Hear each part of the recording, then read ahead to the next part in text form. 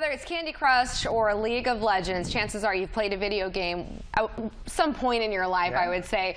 Ryan Eldridge is joining us here with Nerds on Call because a lot of people are wondering, you play all these video games. Is it time wasted? Are we frying our brains? What's the deal? You know, studies have shown that playing video games is better than watching TV. So let's talk about, there's some secret benefits to playing video games that not everybody thinks about. So for one, it creates creative thinking. It promotes creative thinking, problem solving. It gives kids a nice, safe environment where they can go and try new things and possibly fail.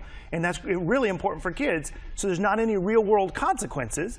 Plus, one of the cool things is one of the largest economies in the world is in World of Warcraft, so it teaches them how to barter and negotiate, how to manage their money, things like that. See, that's what I was going to ask you. Does it depend on the game? Because something like Tetris, I could see a puzzle building game, something that would stimulate your mind. But if it's, you know, something where you're blowing up a bunch of people, I don't know. Studies have shown that if the more violent the video game, like Manhunt and Grand Theft Auto, it does create certain deviant behaviors, but it's not the psychopathic killer behaviors that some of the media has us believe.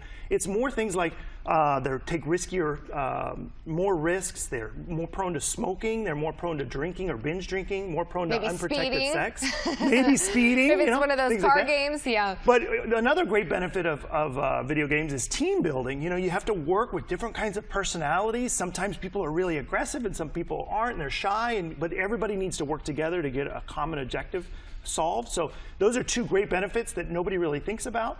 But like I said, when you're watching TV, you're kind of idle, and so you're eating or you're watching television where you're getting those commercials where it's giving you junk food stuff. But if your hands are busy playing a video game, you can't stuff your face. And they found that in kids, in a recent study at Dartmouth, that kids between 10 and 15 who were playing an hour or less of video games were happier and healthier or more socially adjusted than kids who didn't play video games at all. And just were lounging and watching a movie or something. Or kids that played 3 hours or more a day, those people were less adjusted, and they were less happy with their social groups, and they were less happy with their lives. So everything in moderation. You don't want to go crazy and spend, 6 hours a day playing video games, but you could easily play an hour a day or so and be just fine. Okay, so about an hour is like what you're suggesting? Yeah, and I would recommend things like Minecraft or Civilization, something where it's going to really expand their brain and have them think about how to do things. A lot of parents like Minecraft for their kids. They really do.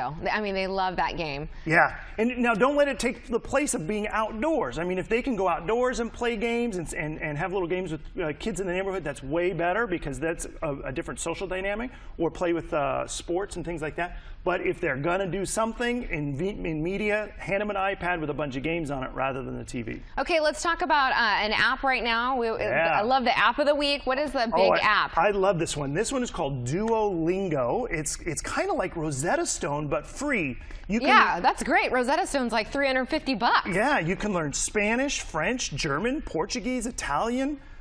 For some reason, Irish is on here, Dutch, Danish, Swedish, all kinds of great stuff. And what it does is it gamifies, we're talking about video games, it gamifies the ability to learn languages. So you play little games, it asks you questions, you learn to read, write, and speak, and you can learn from your computer or download the app to your iOS device or your Android device. It is really fantastic. Why didn't I invent that? Yeah, but it's free, so you wouldn't have made any money on it, so don't invent it. Okay, well maybe on the ads, maybe I would have made money on the ads. I don't know. That app sounds really neat just because Rosetta Stone is so expensive, and it's kind of interesting. You could learn different languages. Yeah, they use Rosetta Stone in my kid's school, and it's fine, but it's a little clunky. I really like Duolingo. It's so much easier to use, and the fact that you can do it while on a road trip or something, that's really fantastic. Yeah, while you're in the car, not driving. No, not driving. In the car. All right, thanks so much.